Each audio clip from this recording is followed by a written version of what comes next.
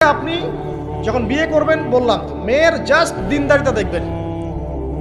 হ্যাঁ, এর উপর যদি সৌন্দর্য থাকে আলহামদুলিল্লাহ, বংশ ভালো হয় আলহামদুলিল্লাহ, মেয়ের অর্থ সম্পদ আছে আলহামদুলিল্লাহ।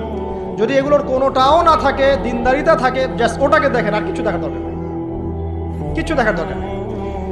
এরপরে আরেকটা কথা বলতে ভুলে গিয়েছি যে আপনি এই লেভেলে যাওয়ার আগে নিজেও পবিত্র থাকার চেষ্টা করেন।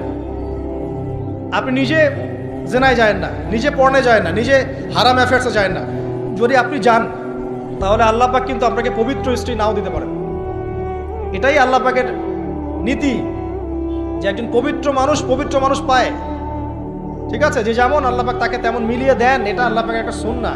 এর ব্যতিক্রম হতে পারে, কিন্তু আপনি যদি পবিত্র না থাকেন আপনি পবিত্র স্ত্রী নাও পেতে পারেন। তা আপনি আগে নিজে পবিত্র থাকেন, তারপরে আপনি এখন মেয়ে দেখেন। আলহামদুলিল্লাহ বললাম, দিনদারিতা প্রাধান্য দেন।